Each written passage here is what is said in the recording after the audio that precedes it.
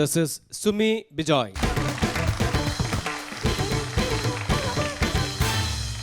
Sumi, welcome to AVT Premium Vardaraknam 2 Theme and Property Round, and this is Kishore Satya.